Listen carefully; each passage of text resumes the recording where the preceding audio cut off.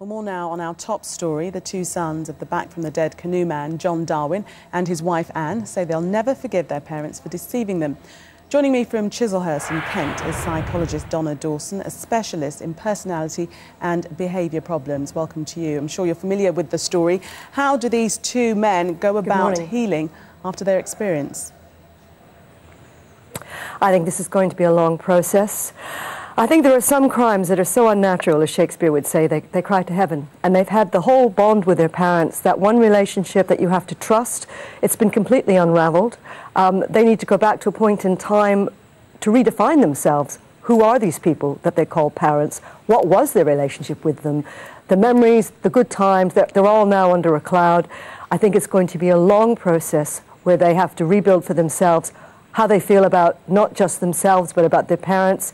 And this is the real death. The death that was faked was obviously unreal, but the death of the relationship between parent and child, this is the main tragedy in this event. And it's quite poignant you mentioned their destroyed memories. They're quoted in the papers as saying it's as if our whole life has been a lie. Exactly. I think the sustained emotional and psychological damage, consciously planned over a long period of time, it's a huge shock, and I think it's going to take a long time to get over this, and I think the forgiveness dictators should butt out. I think this is a very personal decision whether they forgive their mother and father or not. We can't put ourselves in that situation. As I said, this is the basic relationship of life. It's an unnatural crime that's taken place here. And I think that these boys have got a right, even if they want to go through their whole lives not forgiving their parents, to do that.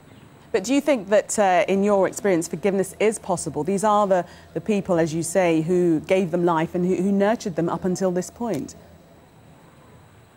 I don't really know. I can feel part of their anger, but I can't put myself exactly in their position. I think it's too easy in our society to say, I'm sorry. In this case, a quick letter written from prison saying I'm sorry does not cover it. I think that Anne herself is going to have to go through some kind of huge psychological transformation in prison to really understand what she's done. To say I'm sorry now means really she's still, in a sense, trying to save her own skin and her own self-image.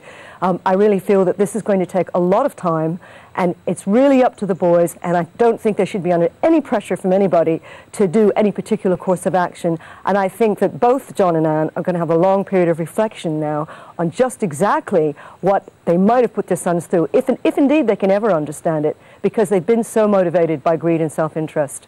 The two young men say now that they consider both their parents dead. Is that a useful mechanism for dealing with what's happened?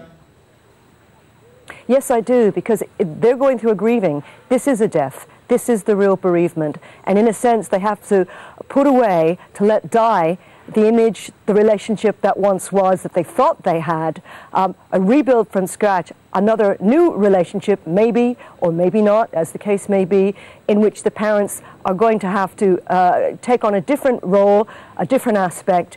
And I think there's going to have to be a lot of heart searching, a lot of soul searching, a lot of changes in both Anne and John over a period of time. And time is what's going to really tell here before the sons themselves can begin to move on. But I think laying to rest what has been before reconstructing what might be is where they have to start. This is a bereavement, and they're going through the grief in stages, and they need to be left to do that in their own time. Donna Dawson, thank you very much for your time.